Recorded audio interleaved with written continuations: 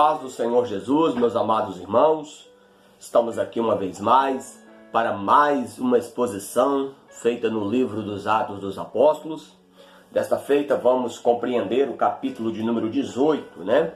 Uma igreja é plantada em Corinto, na capital da Acaia. Então, já vimos falando que nas excursões missionárias de Paulo, nas viagens missionárias, Paulo planta igrejas em grandes centros, como em Filipos, como em Tessalônica, como na região da Galácia, como também Paulo passa por Bereia, também por Atenas, e agora Paulo chega até Corinto. Numa rápida introdução, diz que o apóstolo Paulo ele fundou a igreja em Corinto ao final da sua segunda viagem missionária. Ele passou 1 ano e 6 meses pregando e ensinando a palavra de Deus naquela cidade. E nesse período, ele levou muitos crentes ao Senhor Jesus.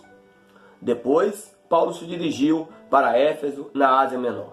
Paulo, ele tinha essa política, essa estratégia evangelizadora de evangelizar os grandes centros daquela época.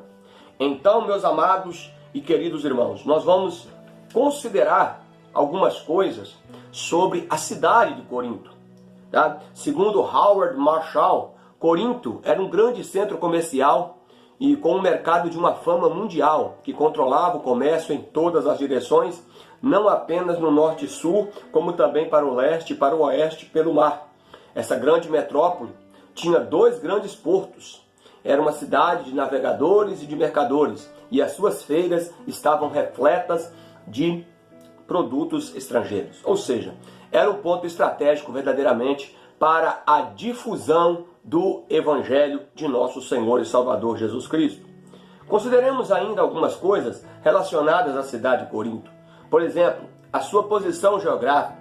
Corinto não era apenas uma capital, não era simplesmente uma capital da Acaia, mas também era um grande centro urbano com uma população estimada em 200 mil habitantes, que para a época era uma metrópole.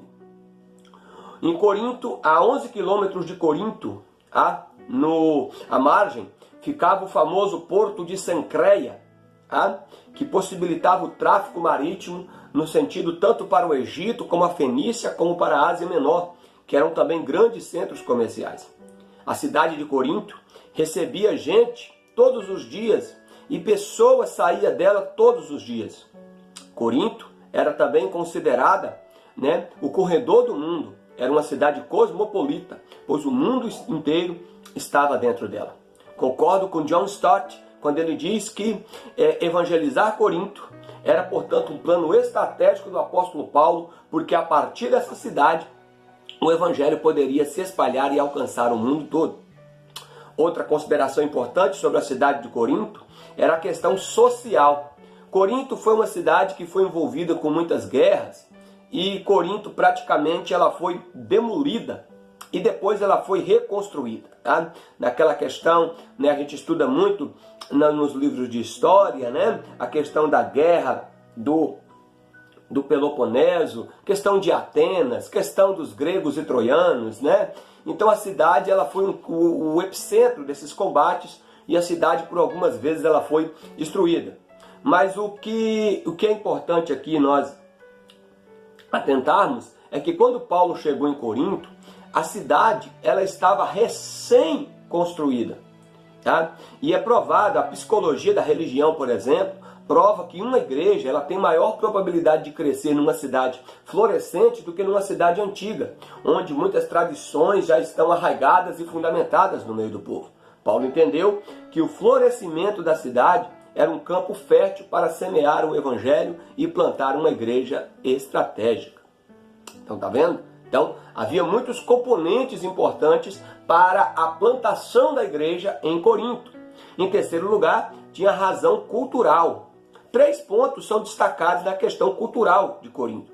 A primeira é a questão do comércio, onde circulava um grande número de pessoas, e isso para Paulo era fundamental para a difusão do Evangelho, para a pregação do Evangelho.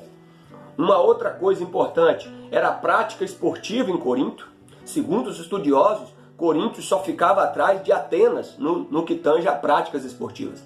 Então ali os jovens se afloravam, né? Havia muitos jovens, a juventude ali se aflorava, né? Inclusive Paulo, ele até mesmo pregou o evangelho nesses ambientes, porque ele faz uma comparação, por exemplo, quando ele escreve uma carta, a primeira carta aos Coríntios, né? Quando ele escreve a primeira carta aos Coríntios, ele fala no capítulo 9, a partir do versículo 24, ele compara, né, os que correm nos estádios e os que lutam, comparando com a nossa corrida e com a nossa luta pela fé. Depois você confere lá que Paulo faz essa analogia bem interessante entre as práticas esportivas e a vida cristã. Tá? Outra coisa também era a questão cultural, era a questão cultural da cidade no que tange ao recebimento de novas ideias. Corinto era altamente intelectual. Um dos principais hobbies da cidade, dos moradores da cidade, era ouvir os grandes filósofos e pensadores expor, né, as suas ideias em praça pública. A cidade transpirava cultura e conhecimento, e Paulo entendia que o evangelho poderia chegar ali e mudar a visão daquela cidade. Né? Outra coisa que se destacar em Corinto era a questão moral.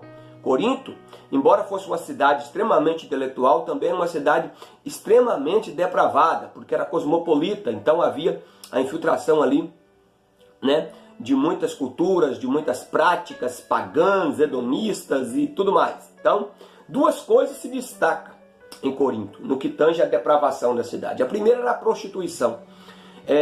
Em Corinto ficava o templo de Afrodite, que era chamada a deusa do amor, e segundo, né, a informação que nós pegamos aqui, cerca de 10.000 mulheres cultuavam a Afrodite, né, e essas mulheres eram chamadas de prostitutas cultuais. Então você imagina as orgias que aconteciam ali, e de acordo também com os estudiosos, essas prostitutas elas não ficavam somente resumidas ao templo, mas elas desciam, né, porque o templo geralmente dos deuses ficavam na Acrópole, né, ou seja, no lugar mais alto da cidade, e ali elas desciam, né, para poder também, né, satisfazer as aptidões carnais ali dos marinheiros e navegantes que atracavam no porto de Corinto.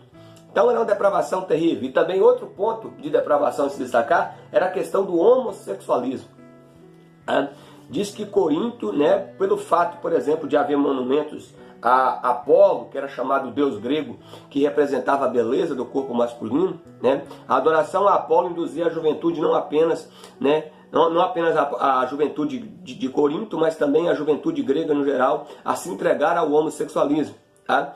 Por exemplo, Paulo fala que muitos membros da igreja em Corinto tinham vivido na prática do homossexualismo antes de se converterem ao Senhor. É o que está lá em 1 Coríntios capítulo 6, versículo de número 9. Tá? E também, queridos, para a gente finalizar aqui essa questão da igreja em Corinto, a questão espiritual. Tá? Paulo, ele mais uma vez, ele usa a sinagoga, como a gente vê aqui, tá? No versículo de número 4 de Atos 18, que ele usava a sinagoga como ponte de contato para levar o evangelho, para que o evangelho fosse disseminado, fosse propagado em toda a cidade. Então está aqui, então o texto começa com Paulo chegando a Corinto, que diz que depois disso, partiu Paulo de Atenas e chegou a Corinto, e achando um certo judeu por nome Áquila, natural de Ponto, que havia pouco tempo que tinha vindo da Itália, e Priscila, sua mulher, pois Cláudio tinha mandado que todos os judeus saíssem de Roma e se ajuntou com eles. E como eram do mesmo ofício, ficou com eles e trabalhava, pois tinham como ofício fazer tendas. E todos os sábados disputavam nas sinagogas e convencia judeus e gregos. Então, ponto de destaque aqui também está para esse casal abençoado, Áquila e Priscila, que eram parceiros, companheiros de Paulo, tá? E eles ajudaram Paulo, por exemplo, um destaque aqui, ó, né? Eles foram um casal muito dedicado, serviam fielmente a Deus, arriscou a sua própria vida pelo apóstolo Paulo, está lá em Romanos capítulo 16, versículos 3 e 4. Ajudaram Paulo em Corinto, como nós acabamos de ler. Ajudaram Paulo também em Éfeso, né? Em Éfeso, por exemplo, a igreja se reunia na própria casa de Áquila e Priscila. Então, né? Mas na frente a gente vai ver aqui também que eles cooperaram com o ministério de Apolo. Então foi um casal assim, foi um canal de bênção para a igreja primitiva. Foi esse casal aqui, Áquila e Priscila, tá? E um outro ponto de destaque aqui, que nós já falamos, é que Paulo ele usava a sinagoga como canal, né? Que diz que todos os sábados Paulo disputava nas sinagogas e convencia judeus e gregos. Na verdade, intrinsecamente, quem convence é o Espírito Santo, e o Espírito Santo ele convence por intermédio da pregação da palavra, da pregação da verdade, da pregação do Evangelho. O Espírito Santo faz a obra verdadeiramente de convencer o ser humano da justiça, do pecado e do juízo. No versículo 5, mostra a pregação de Paulo em Corinto. Diz assim, ó: quando Silas e Timóteo desceram da Macedônia, a versão revista e corrigida fala o seguinte, que Paulo foi impulsionado pela palavra, testificando aos judeus que Jesus era o Cristo. Se você ler esse mesmo versículo na NVI, na Nova Versão Internacional, vai dizer que Paulo se dedicou exclusivamente à pregação da palavra. Então, a partir daquele momento, que Paulo ele exercia até então um ministério bivocacionado. Paulo ele trabalhava no seu ofício de fazer tendas para não ficar pesado para a igreja. Apesar dele mesmo reivindicar isso aí aos apóstolos, como ele diz lá em 1 Coríntios 9,14, que é os que pregam o evangelho, que viva também do evangelho de maneira simplória, honesta e justa, né? Ele mesmo não usava desse privilégio, justamente para não colocar impedimento nenhum à pregação do evangelho. Mas o texto é claro aqui em Atos 18,5, que Paulo, a partir daqui, ele se entregou, ele se dedicou completamente à pregação da palavra, ou seja, a partir daqui, Paulo começa a exercer um ministério de tempo integral, tá, meus irmãos? Então, que fique explicado isso aqui. Ainda falando sobre a pregação do apóstolo Paulo, nós temos que considerar duas coisas. Primeiro, na cidade de tantas ideias, de tantas filosofias, Paulo pregou Jesus crucificado, que era escândalo para os judeus e loucura para os gregos, mas para os salvos, porém, era sabedoria e poder de Deus. É o que está lá em 1 Coríntios, capítulo 1, versículos 23 ao 25. E outro destaque também para a pregação de Paulo está na primeira carta aos Coríntios, no capítulo 2, nos versículos 4 e 5, quando Paulo diz: quando eu fui até vocês, eu não fui com palavras persuasivas de sabedoria humana, mas na demonstração do Espírito Santo e do poder de Deus, para que a fé de vocês não se apoie em sabedoria de homem nenhum, e sim no poder de Deus. Aleluia! Louvado seja o nome de nosso Senhor e Salvador Jesus Cristo. A palavra do Evangelho, a pregação do Evangelho é centrada em Cristo e no poder do Espírito Santo. Aleluia! Glória a Deus! Mas como é comum, como foi comum no ministério do apóstolo Paulo, sempre quando ele chegava em um determinado lugar, ao passo que ele tinha sucesso, êxito, né? Porque ele estava ali ordenado pelo Senhor em pregar o Evangelho, também havia muita retaliação e muita oposição. Logo no versículo 6 aqui, a gente já vê que ele enfrentou oposição por parte dos judeus, tá? Que fala, né? Mas resistindo-lhe e blasfemando eles os judeus, Paulo, sacudindo as suas vestes, disse-lhes: o vosso sangue seja sobre a vossa cabeça. Eu estou limpo e desde agora parto para os gentios. Warren Wiersbe, ele diz que sacudir as vestes era um gesto de julgamento, que significava o seguinte: você teve a sua oportunidade e a desperdiçou. Jesus mesmo havia instruído os seus discípulos a sacudir o pó dos seus pés quando percebessem que os seus ouvintes não queriam aceitar a mensagem do Evangelho. É o que está lá em Mateus capítulo 10, versículo 14, e também lá em Atos capítulo 13, versículo 51. Tá, irmãos? Então, esse gesto de sacudir as vestes é um gesto de julgamento, dizendo: eu estou pregando a palavra, mas vocês não querem ouvir a palavra, vocês não querem se entregar à palavra, vocês não querem atentar para a voz de Deus, então eu vou me voltar para os gentios. Que Paulo, como todos sabem, Paulo, ele é denominado como o apóstolo dos gentios. Isso não significa que Paulo não pregou aos judeus. Paulo pregou aos judeus, como a gente vê lá, né?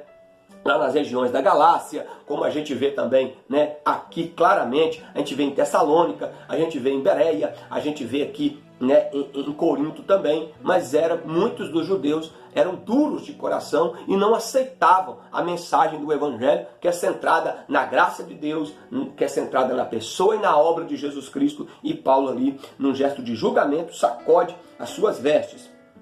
Meus irmãos, então, prosseguindo aqui, tá? Paulo, ainda em Corinto, tá? Então Paulo ele entra em Corinto, ele visita Corinto, Paulo prega em Corinto, Paulo se entrega completamente ao ministério da palavra em Corinto, Paulo sofre oposição em Corinto, mas Paulo também testemunha muitas conversões em Corinto. Versículo 7 e 8 diz assim: saindo dali, entrou na casa de um homem chamado Tito, justo, que servia a Deus e cuja casa estava junto da sinagoga.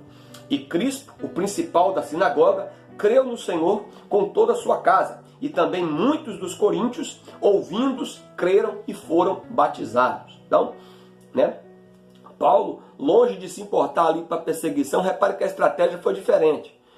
Em Tessalônica e em Bereia, onde ele sofreu oposição, ele se retirou. Mas aqui em Corinto, ele foi encorajado a permanecer, mesmo debaixo da oposição dos judeus, a permanecer, e ali ele testemunhou o agir de Deus, o poder de Deus, tá? Que fala ali que Tito, o justo, que morava perto da sinagoga, e também Crispo, que era o principal da sinagoga, era o chefe da sinagoga, ele mesmo e toda a sua casa se converteram ao Senhor, e também muitos outros. Louvado seja o nome do Senhor. Aqui nós vemos o poder do Evangelho, porque o Evangelho, como o próprio Paulo diz, é o poder de Deus para a salvação de todo aquele que crê. Preguemos o Evangelho, anunciemos a palavra do Senhor Jesus, e com certeza nós veremos sim muitas almas se rendendo aos pés de nosso Salvador.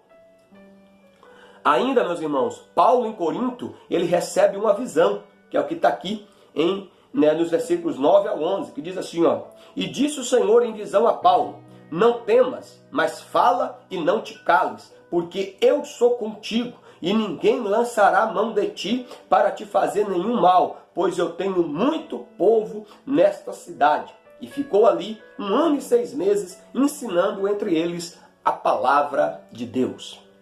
Meus amados irmãos, 3 coisas aqui vamos destacar. Primeiro, uma ordem expressa. Qual foi a ordem expressa do próprio Jesus, que apareceu para Paulo ali numa visão? Disse: não temas, mas fala e não te cales. Nós não devemos nos calar. Nós devemos sim levantar, erguer o estandarte do Evangelho e anunciar o Evangelho de nosso Senhor e Salvador Jesus Cristo, sem temer, sem vacilar, mas com autoridade e ousadia. Segundo, a gente vê claramente uma promessa consoladora. Quando Jesus fala para ele: fales e não te cales, ele diz: e porque eu sou contigo. Aleluia!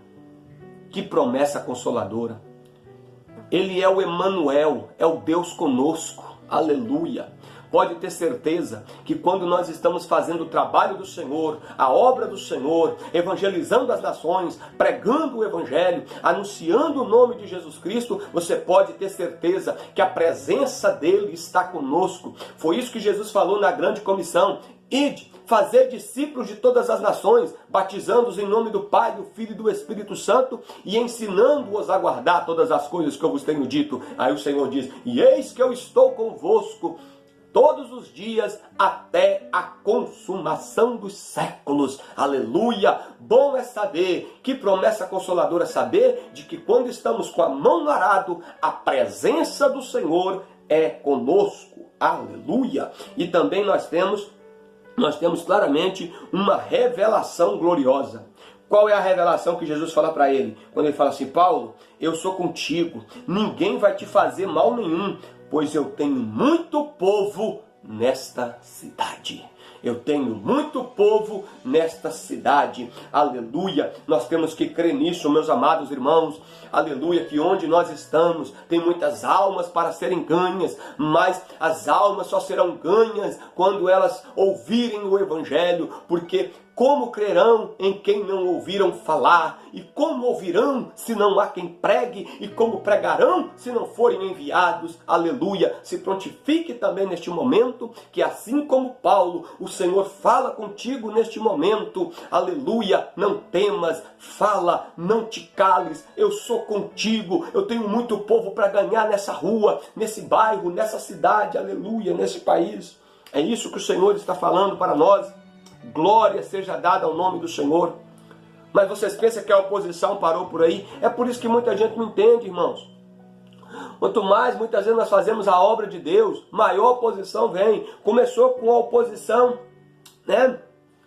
Digamos assim, leve. Mas se nós observarmos aqui a partir do versículo 12, nós vamos ver uma oposição ainda maior. Mas sendo Galho procônsul da Acaia, levantaram-se os judeus concordemente contra Paulo e o levaram ao tribunal, dizendo: este persuade os homens a servir a Deus contra a lei. E, querendo Paulo abrir a boca, disse Galho aos judeus: se houvesse, ó judeus, algum agravio ou crime enorme, com razão vos sofreria. Mas se a questão é de palavras e de nomes e da lei que entre vós há, vede vós mesmo, porque eu não quero ser juiz dessas coisas. E os expulsou do tribunal. Então todos agarraram a Sóstenes, principal da sinagoga, e o feriram diante do tribunal. Porém Galho, nada dessas coisas o incomodava.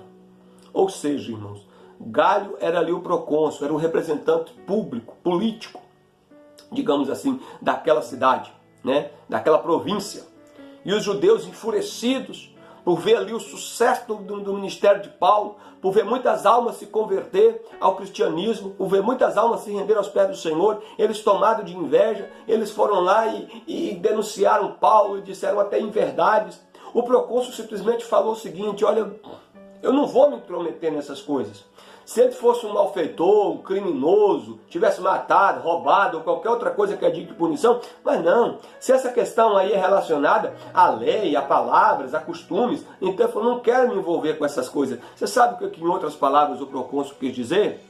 Aleluia! Eu não quero me envolver, ou seja, aleluia! Tem liberdade sim, assim como os judeus tinham liberdade para, construir suas sinagogas, assim também os missionários, eles tinham liberdade ali em Corinto para pregar o evangelho. Isso foi por demais maravilhoso. Louvado seja o nome do Senhor. Ainda que há oposição, ainda que há perseguição, Deus sempre abre uma porta. Aleluia. Paulo diz em 1 Coríntios 16:9, uma porta grande e eficaz me foi aberta, mas há muitos adversários, há muitos impedimentos. Mas saiba de uma coisa: o evangelho sempre triunfará. Aleluia. Meus irmãos, outro ponto de destaque ainda de Paulo, no capítulo 18 de Atos, é que Paulo visita muitas igrejas depois de Corinto. A partir do versículo 18, fala que Paulo, depois que ele sai de Corinto, ele navega para a Síria. Depois no versículo 19, fala que ele chega a Éfeso, e ali, eles deixou eles ali, o casal, ali em Éfeso, Paulo deixou o casal Áquila e Priscila, e depois, ficou ali um tempo também pregando nas sinagogas. Depois fala que ele partiu de Éfeso e foi para Cesareia, depois subiu para Jerusalém, saudando a igreja, depois desceu para Antioquia, depois ele passou pelas províncias da Galácia e da Frígia, confirmando todos os discípulos. Um ponto de destaque: Paulo tinha um profundo senso de responsabilidade tanto com as igrejas que o enviava para o campo missionário, como com as igrejas que eram plantadas durante essas viagens missionárias. Ele era tanto um plantador de igreja como um confirmador da igreja, ou seja, ele nutria os novos crentes na fé. Como diz aqui no final do versículo 23, que ele confirmava todos os discípulos. Então Paulo, ele além de ser um missionário, um plantador de igreja, Paulo também era um sustentador, ele era um discipulador para nutrir. Hoje, infelizmente, é um grande problema de muitas igrejas. Com a mesma facilidade que a gente ganha alma, a gente também perde alma. Porque muitas vezes nós evangelizamos, mas não fazemos o discipulado para firmar o novo crente, para firmar o novo convertido na fé, para que ele possa estar arraigado e fundamentado na presença de nosso Senhor e Salvador Jesus Cristo. Para finalizar, a partir do versículo 24, fala que Paulo, conta com colaboradores especiais depois da estadia dele em Corinto. O texto diz que chegou a Éfeso um certo judeu chamado Apolo, natural de Alexandria, varão eloquente e poderoso nas escrituras, instruído nos caminhos do Senhor, fervoroso no espírito, falava e ensinava diligentemente as coisas do Senhor, mas conhecendo somente o batismo de João. E ele começou a falar ousadamente na sinagoga. Então o destaque aqui está para Apolo. Matthew Henry, ele dizia que Apolo era um pregador que tinha tanto o fogo divino como a luz divina. Ele fala que, infelizmente, hoje, muitos vai de um extremo a outro. Muitos pregadores são fervorosos no espírito, mas não têm muito conhecimento. Outros já têm conhecimento, são eloquentes, mas não são fervorosos. Então, que Apolo sirva aqui de exemplo para nós. Então, as qualidades de Apolo.